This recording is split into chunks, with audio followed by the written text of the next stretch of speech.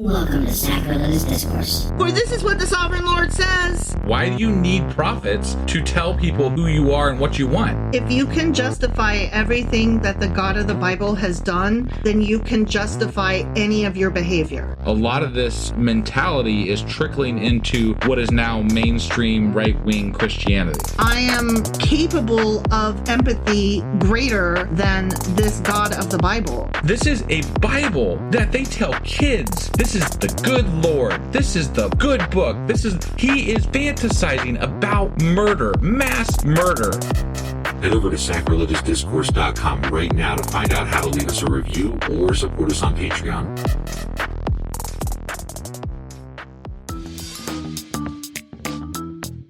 Hey there, sinners and saints. It's your favorite Bible-bashing duo from Sacrilegious Discourse, and we need your help. That's right, folks. We're raising funds for some heavenly equipment and a studio that doesn't sound like it's in the depths of hell. Our current setup, let's just say it's more apocalypse than audiophile. So if you want to hear us dissect the Bible without the background noise of demonic squirrels, chip in a few bucks. We're aiming for $5,000 to upgrade our audio and build a studio worthy of blasphemous banter.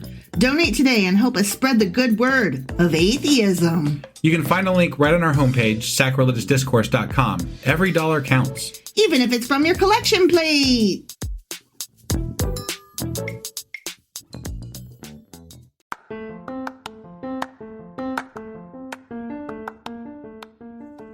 Hey you, welcome to Sacrilegious Discourse. I'm husband. I'm wife. And together we're reading the Bible.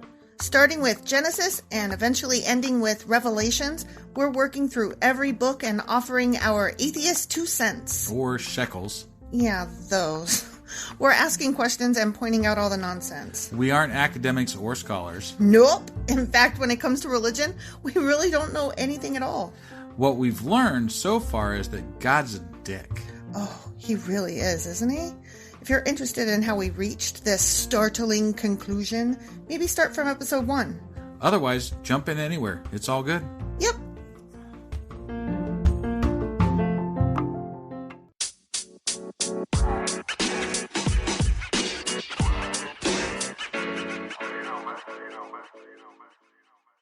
Hey, husband. Hey, wife. Do you remember what happened last time? I'm going to shock you, maybe.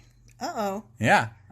So I think that Jacob wrestled some random dude in the desert. Yeah. And he met up with his brother Esau. He had an army of like 400 people coming at him, and he offered him all kinds of gifts and stuff. And then he lined up all of his wives in order of importance and stuff like that. Is that about right? That is. Did you read? I didn't. I just remembered, actually. Oh my God. I'm really kind of baffled. I don't know what happened there. It's, yeah.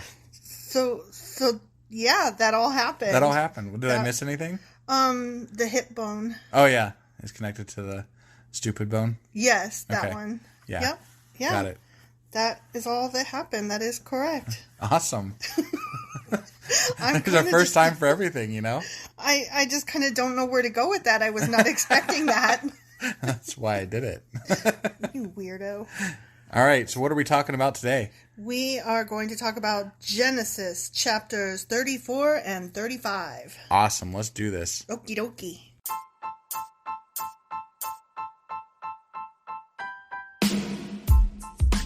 Hey, wife. Yes, husband. Did you know that we are now on Patreon? Yes, because you told me, but also, no, tell me more.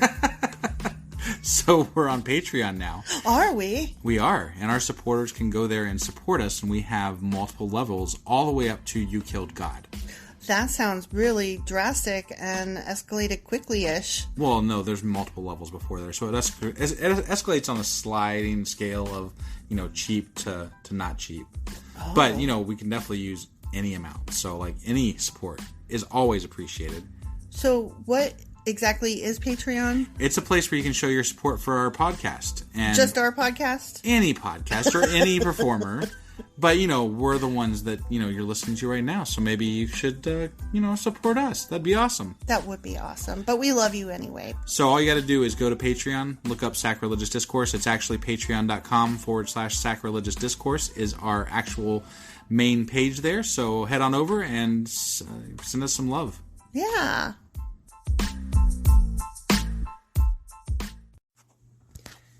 Genesis chapter 34, the defilement of Dinah, Avenged. Defilement of Dinah, huh? Yeah. Dinah, won't you blow my horn? I was going to say that, dang it. I beat you to it. Okay, ready? Yeah.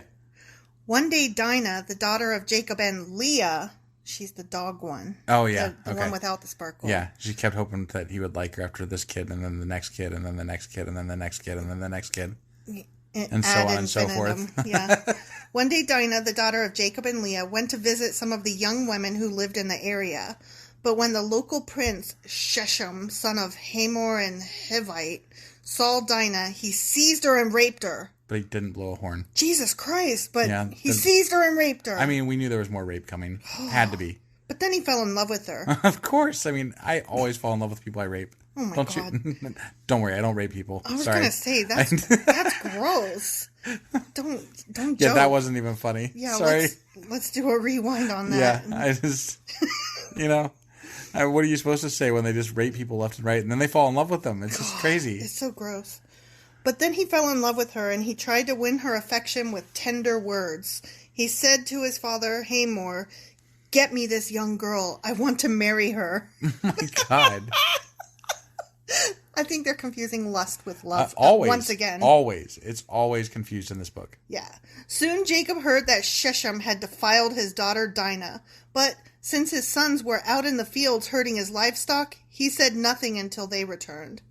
Uh-oh, I see a mob thing happening. Yeah. Hamor, Sheshem's father, came to discuss the matter with Jacob.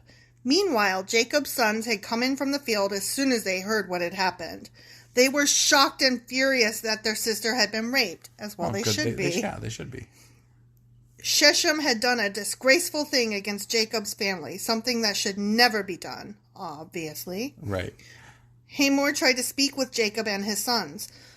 "My son Sheshem is truly in love with your daughter," he said. "Please let him marry her. In fact, let's arrange other marriages too. You give us your daughters for our sons, and we will give you our daughters for your sons. And you may live among us. The land is open to you. Settle here and trade with us, and feel free to buy property in the area." What? I have no comments. No, I know. I don't really either. I mean, where do you go from there? Bartering away a rape. Yeah, oh, sorry. Yeah, that was bad. But can we do a do-over? Because, after he raped her, he found out he loved her. Just seconds after. Just seconds. I mean, immediately. That's some good punani. Oh, my God. I can't believe you said that. Let those words never escape your lips ever again. Will do. Then Sheshem himself spoke to Dinah's fathers and brothers. "Please be kind to me and let me marry her," he begged. "I will give you whatever you ask. No matter what dowry or gift you demand, I will gladly pay it. Just give me the girl as my wife." But since Sheshem had defiled their sister Dinah, Jacob's sons responded deceitfully to Sheshem and his father Hamor. They said to him, "We couldn't possibly allow this because you're not circumcised. It would be a disgrace for our sister to marry a man like you." Yeah, that's the problem. He's not circumcised. Not the fact that he's a disgusting fucking rapist. Right, yeah. I mean, wouldn't you be beating the crap out of him? Totes. Yeah. Yeah. But here is a solution. If every man among you will be circumcised like we are, then we will give you our daughters, and we'll take your daughters for ourselves. So chop your wieners and... I see where this is going. Do you? Yeah. "We will live among you and become one people. But if you don't agree to be circumcised, we will take her and be on our way." That's the whole punishment? Yeah. They're either going to be on their way or they have to get the ends of their dicks chopped off. Yeah.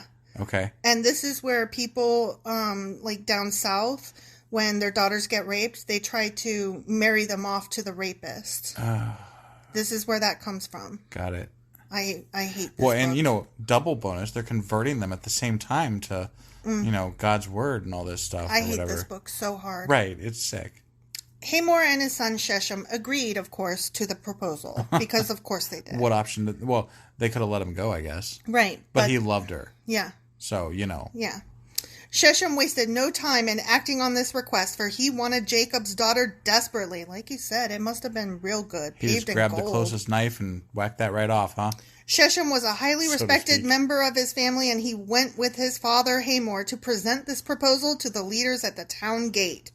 "These men are our friends," they said. "Let's invite them to live here among us and trade freely. Look, the land is large enough to hold them. We can take their daughters as wives and let them marry ours. But they will consider staying here and becoming one people with us only if all our men are circumcised just as they are. But if we do this, all their livestock and possessions will eventually be ours. Come, let's agree to their terms and let them settle here among us." So all the men in the town council agreed with Hamor and Shechem. Because, why not? And every male in the town was circumcised. It's easy. Let's just chop this shit off so we can marry some girls. Oh my God, I'm so filled with rage and ire, and I hate this book. Who just agrees to go get your wiener chopped? Sure, let's get circumcised. Sure, that sounds great. I mean, I don't know how. Well, I mean, you don't have a wiener, so. But like, if somebody came to me as an adult and said, "Hey, you really should get that done," I'd be like, "Are you knocking me out for this shit? Because that's about the only way I'm going through with this." So yeah, like, and at that, I've lived my whole life without having this done. So why? Right. Like, there's no question. They're just like, "Yeah, let's chop that shit off." Okay. Yeah, sure, why not? Weird. Yeah. But 3 days later, when their wounds were still sore, 2 of Jacob's sons, Levi and Simon, who were Dinah's full brothers, took their swords and entered the town without opposition. Oh, shit. Oh, okay, I like this. This is better. This is a little better. This is good shit. Then they slaughtered every male there, including Hamor and his son Shechem. Damn, made them chop their wieners and then killed them. Wow. That's some good shit right there. Okay, I don't condone murder. Right, but definitely the not. Schadenfreude is real. I mean, these were different times, Yeah. Like, there wasn't really, like, a court to handle shit. Yeah. So. Do you know what Schadenfreude is? No. I've heard it before, but I don't know what it is. What enjoying the downfall of others. Okay. All and right. yes, it is real currently. Right. I am loving this. Yeah. I mean, as far as Bible justice goes, yes. This is some good shit. Yeah. They killed them with their swords, then took Dinah from Shechem's house and returned to their camp. Meanwhile, the rest of Jacob's sons arrived. Finding the men slaughtered, they plundered the town because their sister had been defiled there. I mean, why not? Right? They're all dead. They're all dead. What you gonna do, bitches? They seized all the flocks and herds and donkeys, everything they could lay their hands on, both inside the town and outside in the fields. They looted all their wealth and plundered their houses. Aww. I wonder what God thinks of this, though. They also took all their little children and wives and led them away as captives. Yeah, that's less okay. Yeah. Afterward, Jacob said to Simon and Levi, "You have ruined me. You've made me stink among all the people of this land, among all the Canaanites and Perizzites. We are so few that they will join forces and crush us. I will be ruined, and my entire household will be wiped out." "But why should we let him treat our sister like a prostitute?" they retorted angrily. It's a little late now, isn't it? They already killed them all. Yeah, I mean, what are you going to do? Yeah. But, I mean, I think that they were... that was the end, by the way. Oh, but okay. I think that the brothers were in the right there, insofar as that's how this land is set up. Right. Yeah, I'm like... Why are you okay with besides, selling you got bronze? God's backing. Yeah. So, like... Yeah. I mean, I don't know. He might not... You're not supposed to kill people, so, like, that might not be cool. He hasn't said necessarily that... Well, God seems to be less hands-on at this point, so he's like, whatever. They kind of deserved it, maybe. It's all kind of wishy-washy, willy-nilly anyway. They didn't deserve it sometimes back then, but now, this time they deserved it, maybe. Maybe. I don't know. Insofar as these lands were set up. Right. Yeah. Okay. Well, right. Maybe there's going to be a war now or something, huh? I don't know. I'm eager to see where it goes, though. Right. All right. So, moving on to the next chapter then after this, right? Yep. All right. 35. We'll see you guys in a second.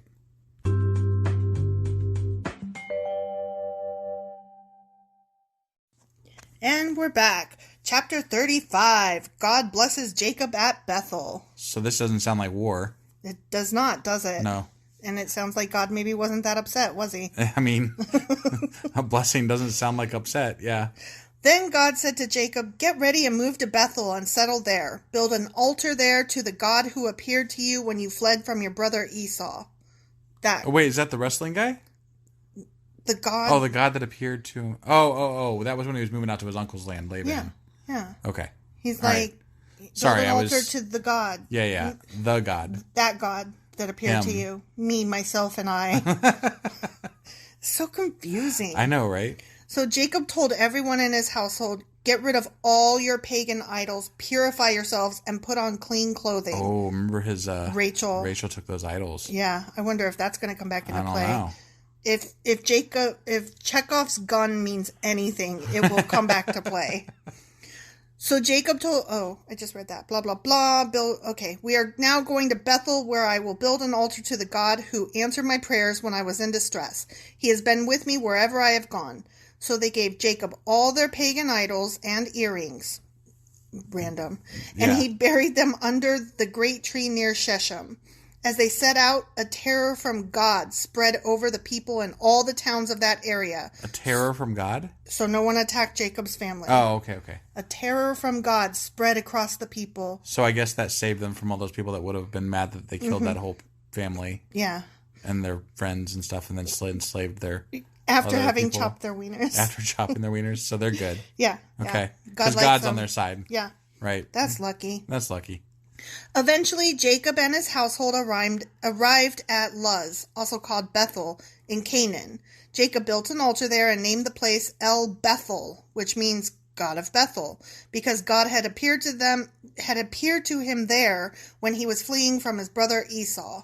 Soon after this, Rebekah's old nurse Deborah died. She was buried beneath the oak tree in the valley below Beth-el. Ever since, the tree has been called Alon Bakuth, which means oak of weeping. Now that... Is a weeping willow? Maybe. I mean, is a weeping willow an oak? No. So then no. Now that Jacob had returned from Padan Aram, or Bananarama... No, Padamaram. Padanarama? Whatever. God appeared to him again at Beth-el. God blessed him, saying, "Your name is Jacob, but you will not be called Jacob any longer. Oh, I hate this renaming shit. From now on, your name will be Israel." Didn't he already say did that? Yeah. Somebody else? Was it God? I thought somebody else did that for him. Yes. Oh, it was the wrestling guy. Oh, I thought... Remember the wrestling guy said you will be, because you wrestled with man, God, and whatever, and you'll be from now on known as Israel. I thought that God already told him that. It was the wrestling guy. The wrestling guy said that? Yeah, but that might have been God. Because it was so random and weird. Yeah, it was random and weird. But somebody already told him that he was going to be called Israel. Okay, so God renamed him Israel. Again. Then God said, "I am El Shaddai, God Almighty. Be fruitful and multiply. You will become a great nation, even many nations." Why did you laugh? Because he said be fruitful and multiply. It's one of his catchphrases. I know. That and the many nations shit. And right. It's just like, he only has so many sentences that he says, you know? I know. Be fruitful and multiply. See, many nations, do these things. When I hear be fruitful and multiply, I always think live long and prosper. Right. Yeah. Definitely. Kings will be among your descendants, and I will give you the land I once gave to Abraham and Isaac. Yes, I will give it to you and your descendants after you. Then God went up from the place where he had spoken to Jacob. Jacob set up a stone pillar to mark the place where God had spoken to him. Then he poured wine over it as an offering to God and anointed the pillar with olive oil. That's a waste more of olive oil. But that's a waste of good alcohol, I think. It is, right? Maybe it's like pouring one out for, That's an Irish thing. Yeah. Isn't it? I mean, it's been used in multiple cultures, I think, but yeah. It's, for your fallen friend or whatever. Huh. I mean, not that God's fallen, but, it's a thing. So he poured wine and olive oil? That's just a bad mix. I mean, they're rich, right? Yeah, who cares? And Jacob named the place Beth-el, which means house of God, because God had spoken to him there. I thought it was already called Beth-el.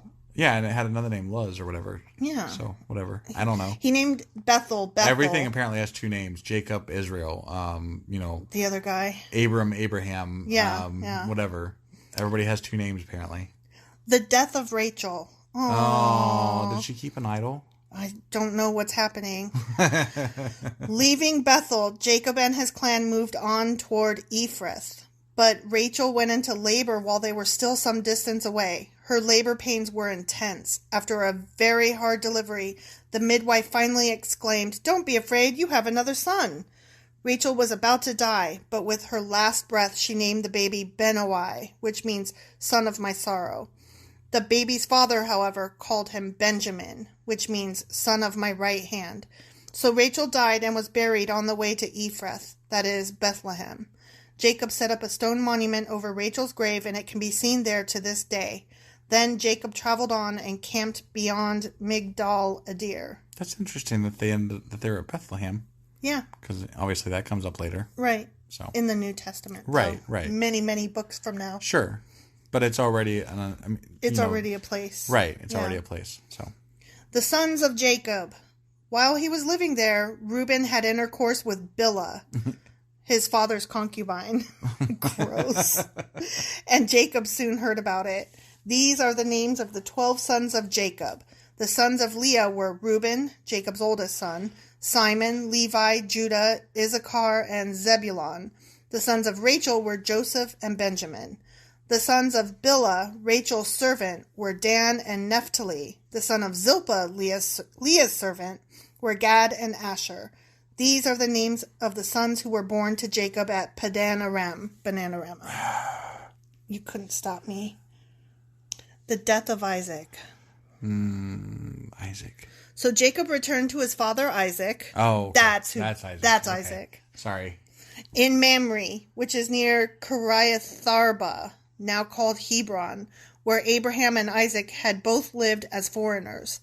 Isaac lived for 180 years. Then he breathed his last and died at a ripe old age, joining his ancestors in death. And his sons, Esau and Jacob, buried him. The end.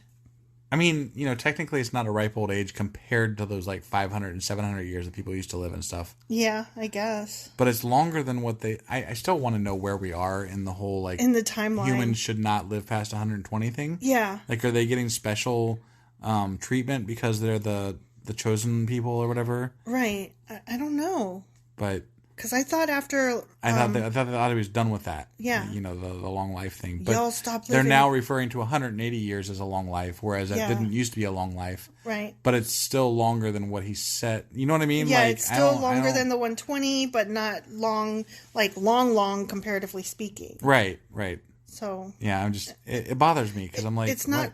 there's no continuity, and so it's hard to know, am I supposed to be impressed? I don't know. Right. Because, compared to how old we live now, sure, that's fucking impressive. Yeah. But compared to other ages that people lived to. In the Bible. Hypothetically. Right. Right. Yeah. Okay. Well, it is what it is. So, Isaac's dead. Rachel's dead. Everybody's dead. And that whatever. rapey fucker's dead. The rapey fucker's their whole dead. fucking town and family's dead. I'm glad of that, honestly. I mean, it's better than the alternative. Yeah. So. I would hate to be married off to my rapist. Yeah, that would be pretty shitty. That's disgusting, and I hate it when people do that to their daughters. Definitely. Fuckers. Yeah. Those fathers that do that, and the mothers too, they deserve to have their genitals mutilated, I think, for doing that to their child. Right. No, I don't disagree. That, to me, is worse than the guy that raped her in the first place. Right.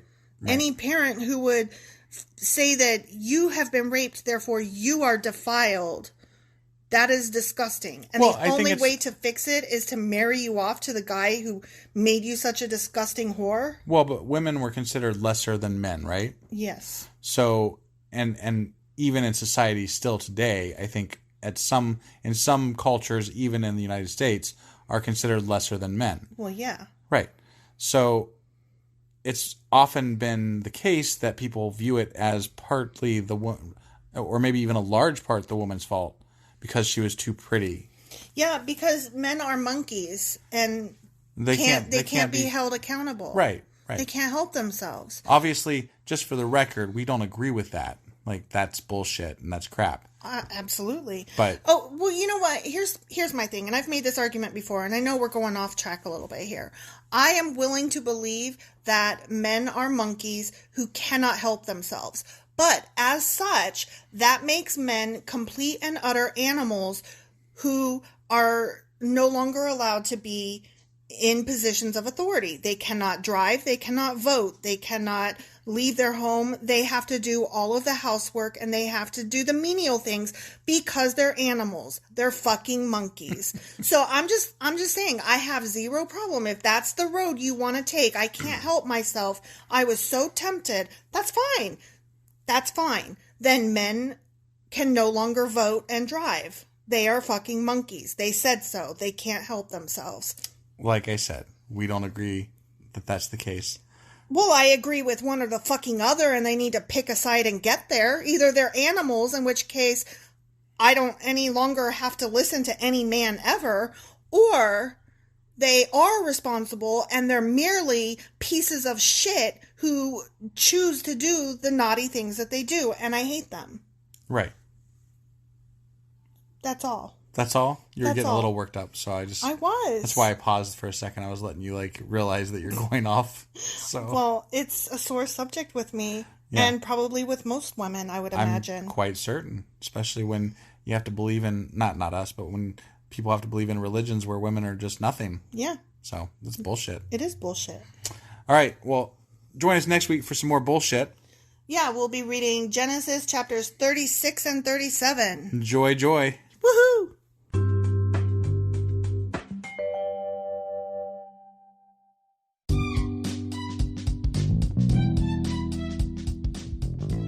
Husband, Yes, wife? is there a way for people to contact us? Well, sure. They can get on our Twitter account. We have a Twitter account? We do. What is it? It is sacrilegious_D. Like D for Discourse? Yeah, they wouldn't let me put the whole thing, so I had to shorten it to _D. I hate them. Yeah, that's disgusting. How do you spell sacrilegious? Do you know? I don't want to. Just look it up in a dictionary or something. I don't want to do that right now. You know why? Sacrilegious_D. Okay? Because you messed it up and I made you fix it. That's why. Yeah. What about an email? Yeah, we got that too. What is it? Sacrilegiousdiscourse@gmail.com. Oh, well, that's easy. Yeah. As long as you know how to spell sacrilegious. Right. Well, definitely get a hold of us. Let us know what you thought of the episode. And, any comments, hate mail. We love that kind of stuff. Also, you could answer some questions that we leave throughout, or correct my pronunciations. Yeah, they're probably please. bad, wrong, and horrible. Because we suck sometimes. Absolutely. Oh, also, if you like this shit or whatnot, give us a like on your podcasting app and stuff, or even leave a comment or something. That would be awesome. That would be awesome. Goodbye.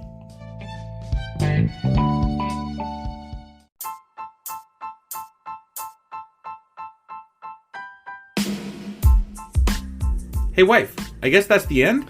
But husband, that's just sad. It doesn't have to be. We are on lots of social media platforms like Twitter.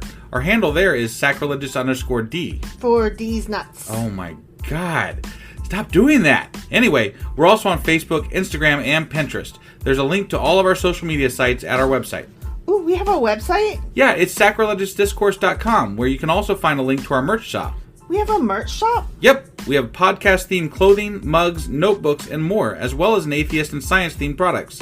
Wow, our fans should really go check that out right now. Definitely. They can get in touch with us by sending an email to sacrilegiousdiscourse@gmail.com. But before they do that, we could really use some help. Oh yeah? With what? Well, it's not free running the podcast, and we need some financial support in order to get better equipment, which will free up time so we can concentrate on our podcast and our fans. Okay, so what should they do? Head over to patreon.com/sacrilegiousdiscourse and sign up as a contributor on our podcast.